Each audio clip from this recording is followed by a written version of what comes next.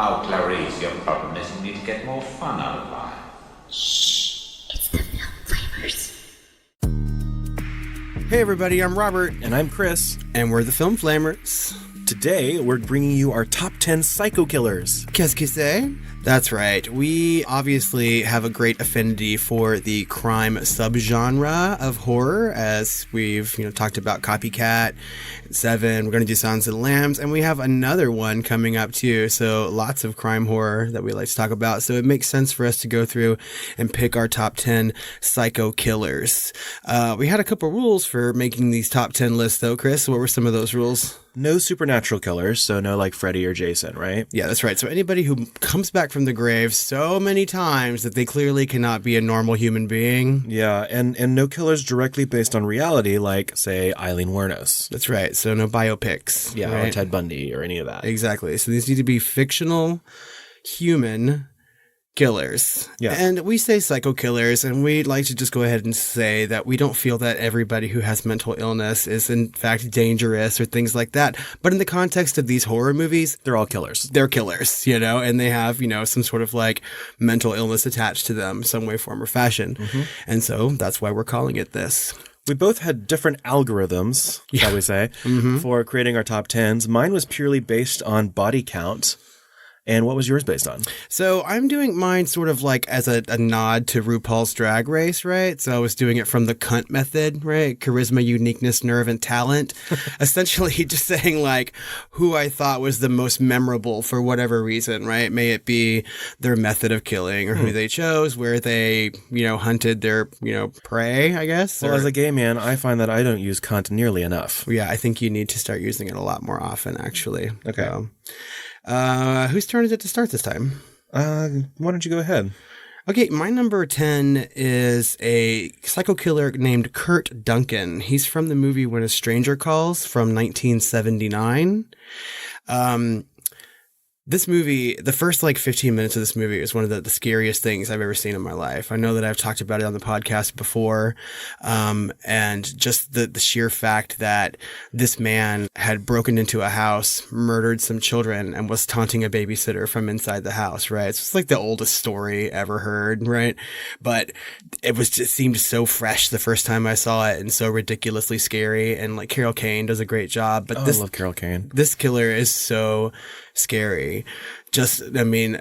Knowing that he's up there and every time the phone rings and now he's like, have you checked the children? And I'm just I'm scared now to say it out loud. And that was me doing it.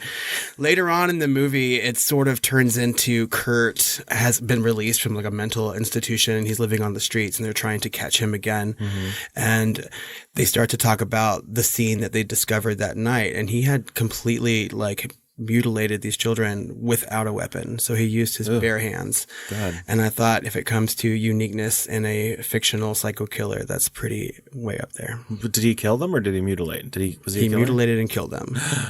And the children were already dead by the time he was making those phone calls. So he was just trying to get the babysitter up there. Do you remember the body count?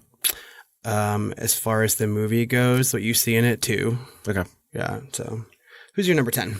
My number 10 is in honor of our movie that we just covered, Seven. It's John Doe, where he killed 7 people, at least, that we know of. Right. I'm assuming that he's killed before, but, who knows?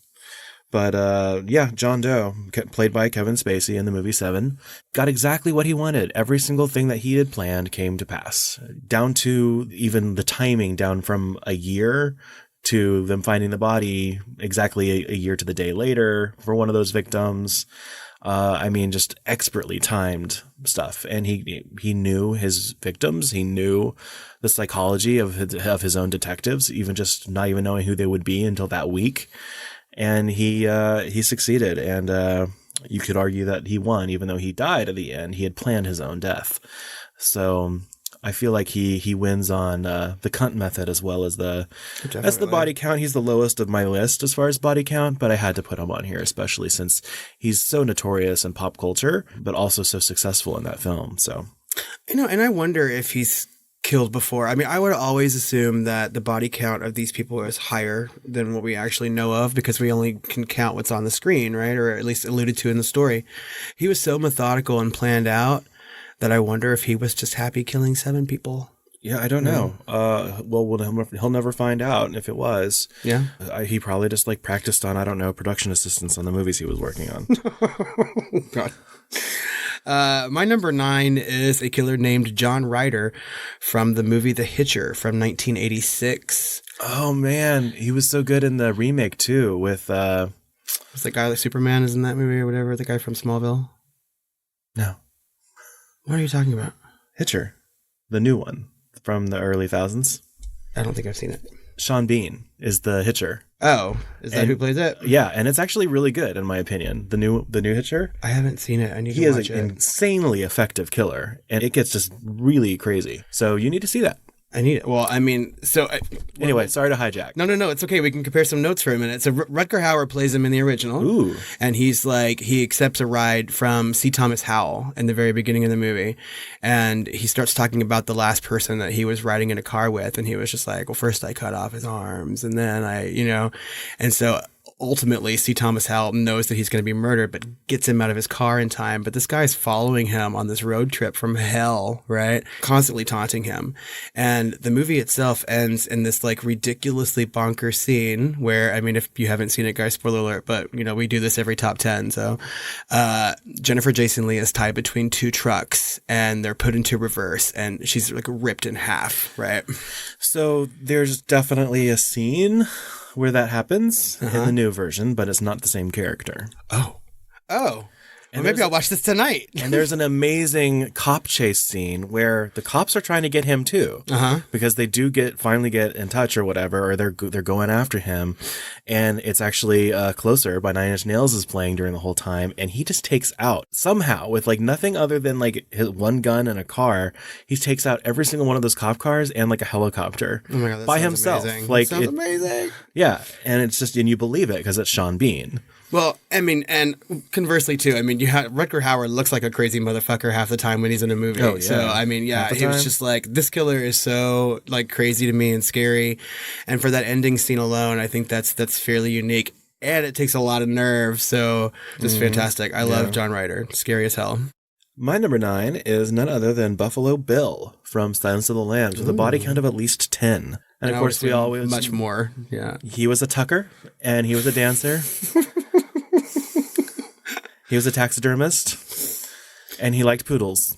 He was a Renaissance man. Yes, he was. So I must have him on this list, especially in honor of our next film we'll be doing, Silence of the Lambs. So yeah, so I think that we'll be talking about Buffalo Bill quite a bit in that next episode. He's something. does he make any appearance on your list?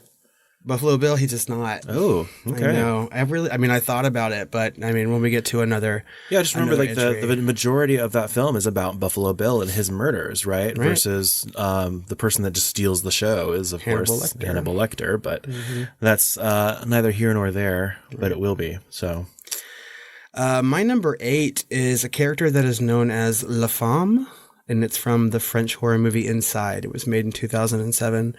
I'm going to assume that you have not seen this movie, Chris. I would have pronounced it La Femme, but I'm not French, so. Well, you can say either way. It's fine. No one's gonna like attack you for that on air. This woman is just literally insane. She meets a young pregnant lady at a hospital on Christmas Eve and follows her home where she's spending the evening alone. Breaks into her house, stabs her repeatedly with scissors. And as that pregnant woman is locked in her bathroom trying to fight for her life, this lady continues to kill anybody who comes into the house to try to help, or even if people show up by happenstance. Oh. She's crazy. This movie is a hard watch. Like when we talk about French extremity, it's way up there. It's very violent. It's very bloody. It's kind of shocking, and I'm rarely ever shocked when I watch a movie. So I had to throw her on the list just for the sheer craziness that she like attacks and murders these people. Not to mention, I mean, if you look at these lists by and largely, or a lot of like psycho killers that are seen in horror movies, they're very rarely female. And so when you see something like that, especially some of the stuff that she does in this movie, you're just taken aback a little bit. There was an American remake that came out, I think, last year, which I haven't seen, but I've heard it's just abysmal. This is just not one of those things that I think we need to see in English. I don't know. So. Okay, fair enough. My number 8 is Patrick Bateman from American Psycho with a body count of at least 20. Ooh, I like Patrick Bateman. It's a very hard watch, too, in a way, for Yeah. different reasons. Not necessarily like gore and everything else, but it's just disturbing. It is. Because the narrator and, of course, the quote-unquote protagonist is definitely has some problems. Like mental problems. More than a few. Oh, yeah. And that is apparent from the very, very opening of the film, where he is getting ready in the morning, taking a shower and describing the products that he's using to clean himself and everything else. And basically says he is making his shell look as perfect as he can because there's no one really there or something. You know? That's right. And so you kind of go through this journey with him. I was told to, if you're going to watch or read the book or the movie, just watch the movie because the book is horrendous as far as disturbing material. Oh, it's far more disturbing than the movie. Yeah, my sister said she wants to burn every copy, and she's not a censor person, so I mean, I liked the book, but that. it is really crazy, you know. So I mean, yeah, if that's like a trigger for you or something, then yes, do not read the book. And in fact, you probably wouldn't even want to watch the movie if that's much, because it gets really crazy, insane in certain parts. Like, doesn't he drop a chainsaw down a stairwell? Yeah, and times it just right to kill somebody. I mean, that's fantastic. Is what that is. That was entertaining. Yeah. But in the book, if you're doing, you don't get that comedic performance, right? No, it's really not funny. It's very straightforward. But yeah, he's definitely up there. He's definitely in the zeitgeist as far as psycho killers are concerned. So that's how he made my list, as well as his body count. It's impressive. And I would put him on the list because Christian Bale in that movie is some kind of fine. I mean, even when he's doing like ridiculously terrible things, I'm just like, oh, you can take your shirt off again, though. Just do it. Who's your number 7? My number 7 is the Tooth Fairy. We shouldn't be supernatural. That's one of the rules. Oh, he's not. His actual name is Francis Dollarhide. Oh, okay. But his, serial killer monocle. No, it's not right. Moniker is Monocle. He's a small glass. He's a one eyeglass. His name's Francis Dollarhide, but everyone in the movie calls him the Tooth Fairy. Because when he kills people, he also bites his victims so hard as to leave a tooth print on every single one of them. I really like the movie Manhunter, which is what this killer is from. It was made in 1986, and it's sort of like the first Thomas Harris novel brought to the screen, right? So it's based on the novel Red Dragon, which was later remade with Edward Norton. Edward Norton. Yeah. See, I got there eventually. And Ray Fiennes and Anthony Hopkins and. Have you seen the original one though? What? Manhunter. No, I've seen Red Dragon. Yeah. I mean, I like, they're both okay. I just prefer Manhunter much better. Okay. But I think it's because I had seen it so many times before and I was a little biased. But this killer is completely scary. He wears like this like pantyhose over the just top part of his head, so it covers like his nose and everything else below, as you can see. And that scares me when I see that. And he is sort of like torn between like killing people and not, because he meets a woman and she's blind, played by Joan Allen in the movie. Oh. And so he doesn't want to kill her, but then he starts to think that she's cheating on him, and so he does. So there's a scene in the movie where this blind woman is trying to escape this killer, and it's just one of the most like frantic scenes set to film, in my opinion. Wow. Okay. My number 7 is Norman Bates from Psycho. Good choice. Also with a body count of at least 20. In some of my killers, I am combining some of their TV counterparts as far as body counts are concerned. Okay. But most of these are from the movies, so. So you're talking about Bates Motel TV show? Yeah. Yeah. Because I don't remember any reference to 20 people being killed in the original Psycho. No, I don't think that there is any reference to that in So, the movie. However, I would I assume mean, that includes Bates Motel. and probably sequels too. I mean, I know that the body count probably was ramped up when they started making those movies in the 80s, like Psycho 2 and Psycho 3. Yeah. But, Norman Bates needs no introduction. Everyone knows about Psycho. And if you haven't, then you need to go and see it, because it is Hitchcock at his finest. And it is horror royalty. So go and watch it. We may be talking about him a little bit later on in this top 10 list, actually. Oh, okay. What's your number 6? My number 6 is Mick Taylor from Wolf Creek, made in 2005. This is another one of those hard watches. And we talked about Wolf Creek for a little bit when we did our top 10 favorite horror film scores, because this is a very sparse and scary sounding score, and that really adds to, the tension in this movie. But this particular killer lives in the outback of Australia, and 3 young kids, teenagers, young adults are traveling through the outback and their car breaks down, and he offers to help them. But instead, he takes them back to where he lives, drugs them, tortures them, and kills them. Oh. And we are led to believe that he has continued to do this to many people, either before these kids and after, because at the end of the movie, he's not caught. So we see him just walking down the street, going on to his next victims, I would assume. So Thanks. And, it's crazy believable, this movie. You could think that these things could actually happen, so I would probably stay out of the Australian desert. Okay, will do. My number 6 is Annie Wilkes with a body count of 30 from the film Misery. And some of those 30 was children? Is that what she... So if you're looking... Okay, so this is just from the movie. Yeah. And as he's looking through, I went back and I looked just to confirm, and it's as many as 30. If you talk about, she kept all the newspaper clippings from her victims and stuff, and there are just babies and stuff as a nurse, and her ex-husbands, and just whoever basically she comes across is basically just, in danger of being killed by this woman. And what's interesting about her is that she makes it seem perfectly normal, right? That's part of her illness, is that she doesn't know really what she feels like she's totally, founded in everything she's doing. And she rationalizes everything almost as if she was a normal person. But she goes to these extremes. That's obviously mental illness, right? In the extreme. But I was just shocked. She's one of the most disturbing killers because she tortures, right? Mm-hmm. She was incredibly effective at that. And it's one of the most harrowing scenes in a horror movie is her, hobbling, the author in that bed. But I was shocked that her body count was actually that big. So I went back and watched that scene where he's going through that stuff. And yeah, she's an incredibly effective killer. And that's I had no idea her body count was that high. I love that part in the movie because it really gives you a window to her madness, right? Mm-hmm. Because who saves clippings like that, And I mean, it's one of those angel of death type of serial killers, and their body counts in real life can be astronomically high because they get away with it for so long. And I mean, it was safe to say that she probably could have gotten away with everything she'd done to Paul Sheldon. She could have kept him in that house for a very long time. So that's an excellent choice. I would almost say that her love of the books kept him alive. Oh, yeah, definitely. Mm-hmm. And again, if we're talking about having a woman do these things on screen, is not something that we're used to reading about or seeing, and it just makes it all that more shocking. Yep. The fact that she could even wield that big sledgehammer and knock the shit out of his foot. Oh my God. It makes my stomach hurt thinking about it. I hate that part in that movie. What's your number 5? All right, so halfway through. Number 5 for me is Frank Zito from the movie Maniac. Oh. And no offense to William Lustig's original version from the 80s, which is very grindhouse, early slasher goodness. It's, a fantastic movie. But I much prefer the remake that was made in 2012, written and produced by Alexandre Aja, which is one of my favorite French horror directors.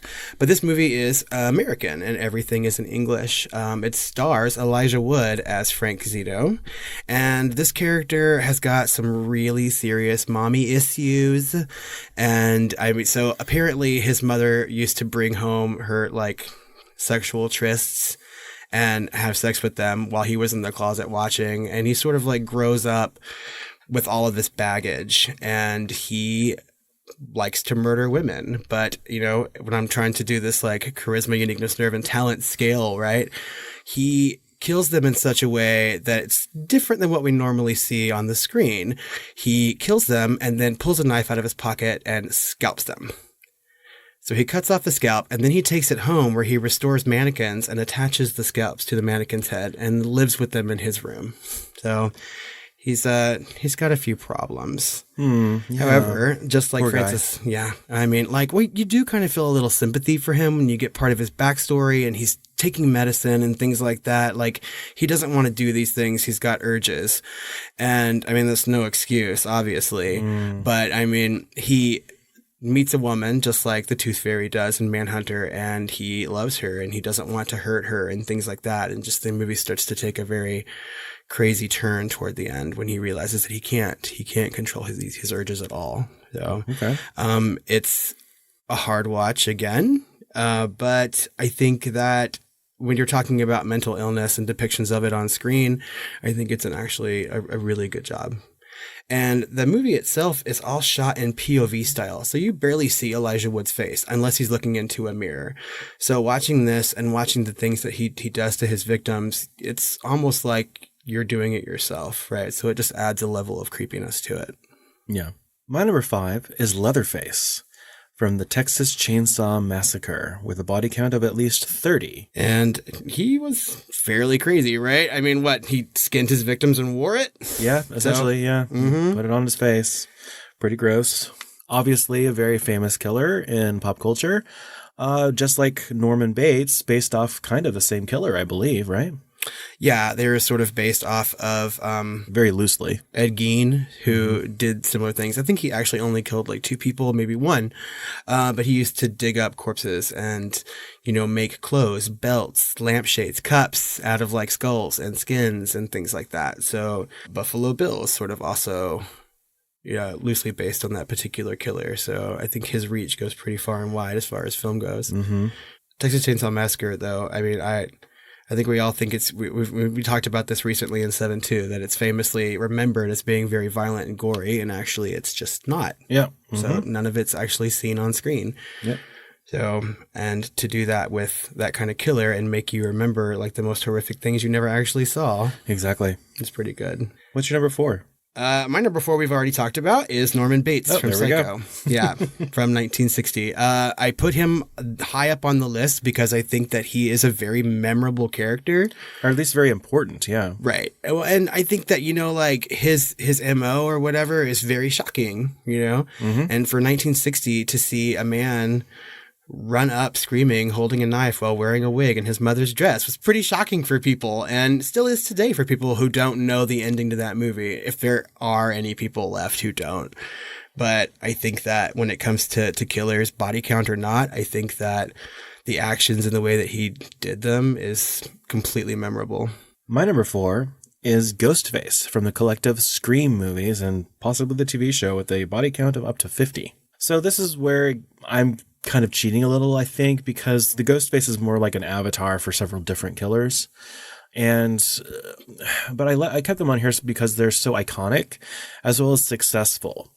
I feel like the downfall of every single Ghostface is when they reveal themselves. They basically choose to get caught and defeated when they take that mask off, right?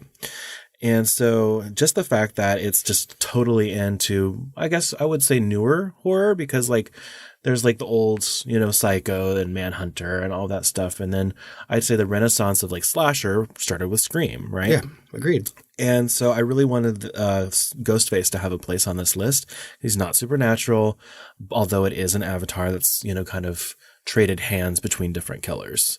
So hopefully you'll afford me that little. Of course, because I think that killer is not treated as different murderers. Well, it's clever. It's meta. Yeah. It's they have to make up their own motives because they didn't really kind of start with their own, right? Like it's just very unique as far as a psycho killer, because a lot of them really just aren't psychos. Some of them are just really angry. Yeah.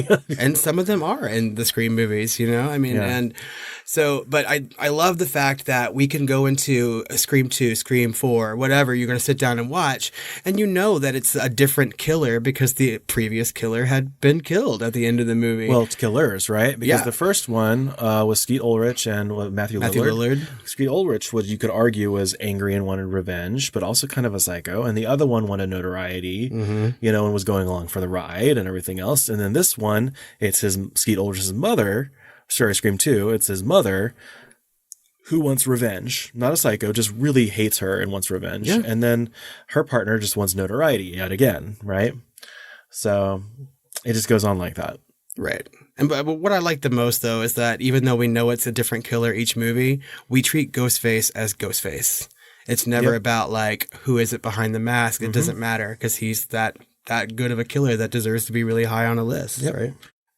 My number 3 is Jigsaw from Saw, and I'm really just including the original Saw in my list, even though the sequels get to be a little crazier, But I like him only because of all the crazy like traps that he builds for people and puts them in. I think that's a really clever, effective way of killing people in a movie. And yeah, I just like it. Plus that little doll's creepy. My number 3 is actually Angela Baker. Now, this is kind of a spoiler for those of you who haven't seen Sleepaway Camp. Mm-hmm. But over the years in different movies, she has killed like 55 people. It's crazy. Yeah. So I'm not going to talk about the twists and turns of Angela Baker as a killer, but all I can say is very satisfying. And these films, or at least the first one is the only one I've seen, is so good. It's bad, and so bad it's good, type of thing. So I definitely would check out Sleepaway Camp if you haven't already. But Angela Baker is in my top 3 just because of the sheer amount of people she's killed. And I'm so proud of you for watching Sleepaway Camp. She kills a lot of people in that first movie. Just a shit ton of people, like for real, just left and right. And this movie is really highly regarded by the horror community. So, I mean, I think a lot of people have seen it. But Chris is right. We won't spoil anything. If you haven't seen Sleepaway Camp, you need to go do it right now. What's your number 2? My number 2 are the titular strangers from the movie The Strangers, made in 2008. Okay. I showed this movie to Chris early in our friendship, right? Early-ish, yeah. Because The Strangers is by far the scariest movie I have ever seen in my life. I have never been more frightened watching a movie than I was watching this one. And I mean, just like the effectiveness, the creepiness of these killers. Yeah, to me, it was like more like the concept of it was the scariest thing, because she asked, why did you do this? And they said, because you answered the door. Yeah. And that's like the most chaotic evil or whatever, right? Recklessly chaotic random evil. just random murder. Yeah. You know? And that's even scarier because, that's just, you just basically won the lottery, and there's nothing you can do to convince someone not to be angry with you or not to have a motive against you or something like that. You were just there. And I don't know. You have a heartbeat and you're there. I don't know why I was so scared watching this movie. I saw it opening day in the theater. I was the only person in the theater, so maybe that played a little. Yeah, probably. But I mean, I was just like terrified the whole time. And I'm not scared of somebody breaking into my house and murdering me. It's not something I think about all the time. No. But for some reason, that movie is so effective in its acting and just the way that it's filmed and its screenplay is just so good. And I mean, that burlap mask is scary, but I think even scarier are those like sort of pin-up-y 40s looking masks that the women wear. I mean, just like all of it just scares the shit out of me. My number 2 is Jigsaw from the Saw series, like you already mentioned. Body count of up to 60. Oh, really? God, I thought it would be way more than that. No, as far as I could tell. That's the second highest on my list, so it's pretty fucking high. 60 people? 60 people. Give me a break. High.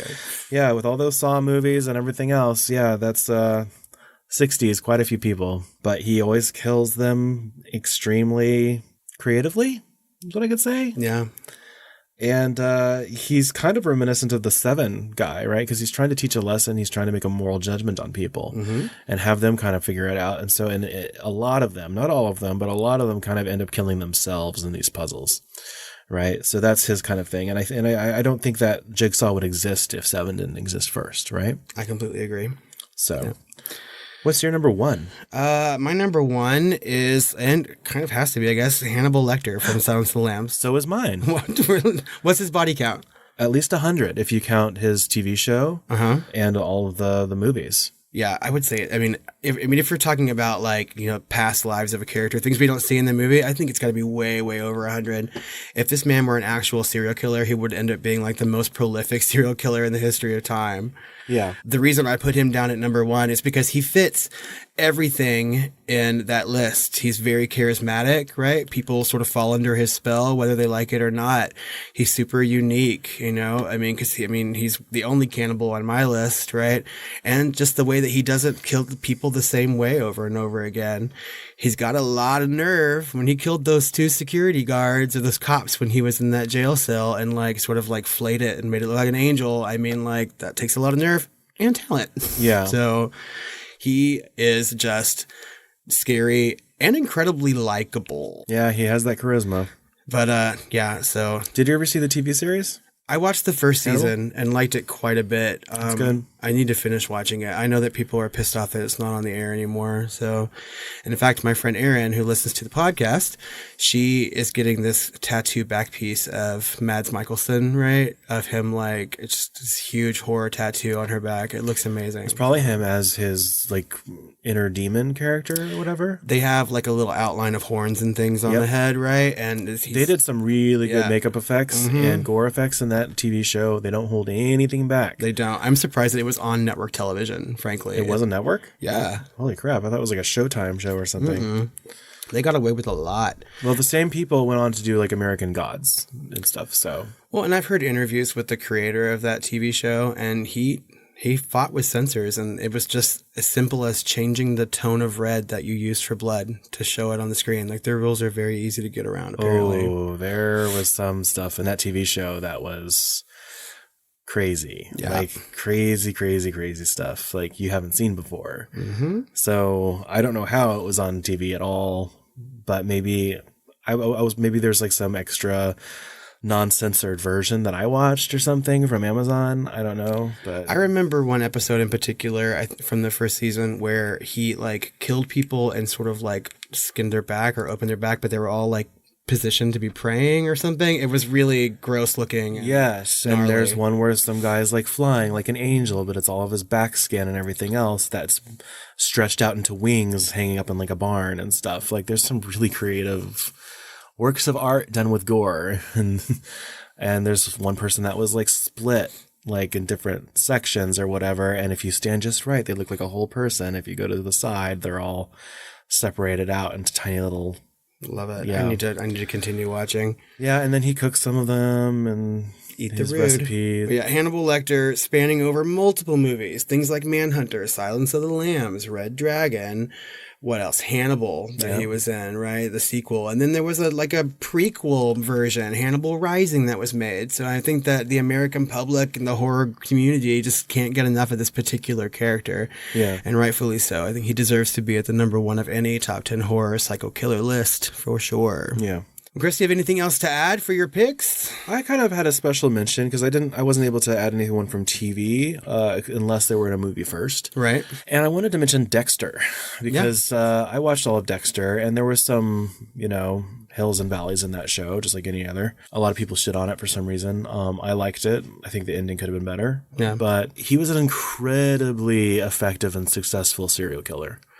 He just happened to be going after quote unquote bad guys, right? Other serial killers or whatever, and other murderers in general. But every episode there was almost every episode there was at least one or two or more of a body count, right? And so he was well into the hundreds, I would say. Oh yeah, definitely. Incredibly successful. And again, an incredibly likable character, I think. I mean, educated, yep, smart, kind of self-aware a little bit. Yeah. And I have not finished that show. I got a little bored with it in the middle. But I have spoiled it and read how it ends, so it's okay. I mean, It's the journey that matters, Robert. I know. I will eventually watch it. I just have to find the right time, I guess. Okay.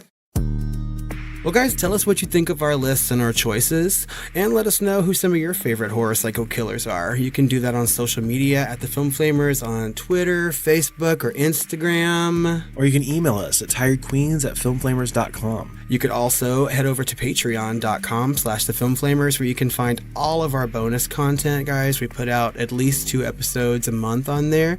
You can find that for as little as $2, and we have some special stuff coming up for Patreon, so head over there and take a look at it. Yeah, we've got a Game of Thrones retrospective episode on Patreon, as well as our sequel ideas for the movie 7, so check those out. That's right. And don't forget, next month we are covering The Silence of the Lambs, as we have said a couple times in this particular episode, and stay tuned for that. August is also the 1-year anniversary of The Film Flamers, so we are looking forward to all the content coming out next month, guys. But until August, when we celebrate that anniversary, sweet dreams. I was like, what are you waiting for? Fava beans. Do you have any fava beans in your kitchen? And a nice Chianti? A nice Chianti.